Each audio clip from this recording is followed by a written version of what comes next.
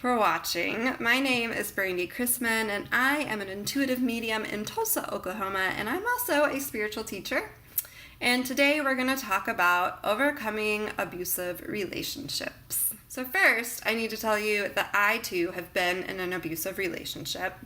It has been about 4 years since the end of that relationship, and I am now in a healthy relationship, but I can tell you that it wasn't always that way. I wasn't always good at choosing partners, and the last relationship I was in is a testament to that.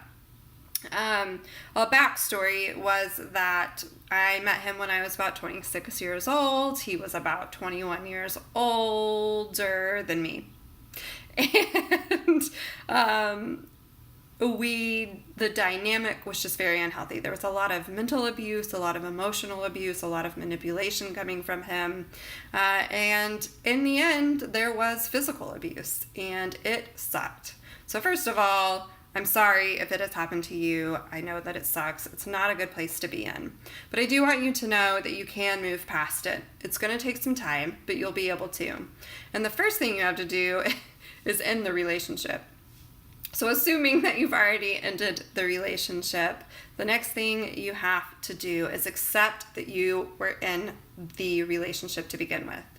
That was really hard for me. I couldn't believe that I was one of those people, and I didn't want to be one of those people that was like one of those people that was in a relationship that was not healthy, that was abusive. I did a really good job at kind of covering it up while it was happening, and to the point where I don't think while I was in the relationship I saw the scope of abuse that was going on. So you just have to accept that that is where you're at. That is, you made a choice to enter the relationship. That is what happened, and now you're out of it. And then I had to realize that I was not responsible for that person's actions. So he made some really bad decisions, and those were not mine. I made other decisions, but I didn't make the decision to abuse me. He made those decisions, and he made those decisions to lie and cheat and manipulate. And I didn't need to take responsibility for that at all. The next thing that I did after I accepted it and realized it was I began to write it all down. Every memory I ever had, whether it was negative or positive, I wrote it all down. And let's be real, right? There were positive parts of that relationship that kept me wanting to be in that relationship. You don't just stay in a miserable state the whole time. I was definitely stuck in this pattern that abusers put their abusees in. Is that a word, abusees? I don't like the word victim because I don't feel that way anymore. But at the time I was a victim. So I was definitely in that pattern that victims are in, where their abusers abuse, and then they're really nice and sweet and everything you could ever imagine, and then they abuse again, and you just get stuck in this cycle of it happening over and over again. And I had a lot of red flags, and people that know this relationship know the red flags, but I don't necessarily want to go too deeply into everything because that's just probably not the best thing to do in this video. But okay, so I wrote it all out, everything I could remember. And then I burned it. And I burned pictures and shirts and, gosh, anything that was his or reminded me of his went into the fireplace. And I said goodbye to that chapter of my life and most things that reminded me of it, because it was painful and it was hurtful, and it doesn't serve us to stay stuck in that place. And then I allowed myself to grieve the fact that it had happened. For me, it was interesting because I didn't grieve the end of that relationship. I didn't grieve that he was no longer in my life. What I did grieve is that I had let someone into my life that hurt me, that scared my children, that my family didn't like, that my friends had an issue with, and I felt responsible for that part. And it goes back to kind of realizing that it's not all your faults, and it's kind of circular, but I had to grieve that aspect of it. And then I had to start telling people that it had happened. And I'm not just telling, random people that it had happened. I had a few friends that I trusted that I told. I found out really quickly who was my friend and who was not. I actually lost friends over this breakup, which I think is so ridiculous, but that's what happens, right? So I think after a little while, I didn't feel the need to tell people anymore about it. And I mean, every now and then we still talk about how crazy that relationship was and how different life was for me at the time, but you have to be able to talk about it with people that you trust. You have to have other people that know that it happened.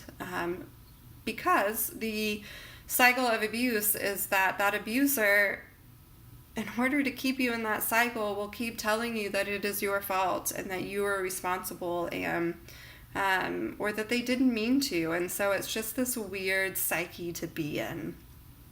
And then I had to forgive myself for putting myself in the situation I was in. I had a lot of guilt about that, and I had to realize that it wasn't necessarily my fault. It happened. It was a relationship. Those person's actions were their actions and not mine.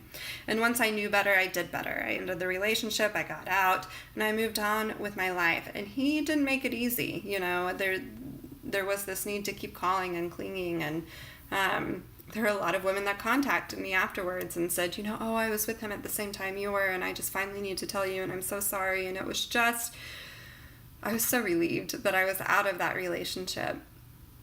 And another thing that I think that I've done is I have had to surrender that whole thing, and the want to be angry and the want to get back at and the want to make right. I had to surrender that over and realize that that's never going to happen. And, I'm okay without having to have him validate somehow that he abused me. And you have to let go of that. And then you stand in beautiful gratitude of where you're really at in life and the love that you're surrounded by and who you have in your life. And I think once I did that, the heaviness kind of just lifts. And I don't know why I'm getting emotional, but it's just this beautiful place to be when that heaviness leaves you. And so that is how I healed from an abusive relationship. It's okay if you are in an abusive relationship to want to get out and to want to leave. There were a lot of times that I was made to feel guilty about wanting to leave because I wasn't, trying hard enough, or I wasn't looking at it spiritually enough, or whatever the bullshit excuse is that somebody else gives you. It's okay to want to leave. It's okay to be angry that it happened.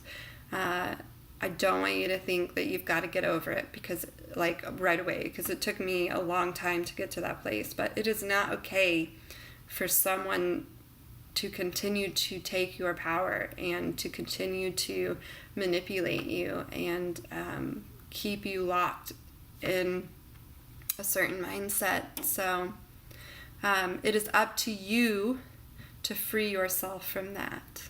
So that's it. That's all I have to say about it. It was kind of a hard video to make, but I'm so glad that I did. I think I've said that before about a video, but this one really was, I didn't know exactly kind of how it was going to go off, but I'm glad that I made it, and I hope that you have found it helpful. I hope you know that the universe loves you, that spirit loves you, and that I love you. You are amazing. Have a great day or night. I'll see you later. Only you look out for yourself then. It's obvious to me that you're taking, never giving, continue to put the blame on me. Yeah, you continue to put the shame on me. Yeah, I'm not hesitant to tell you.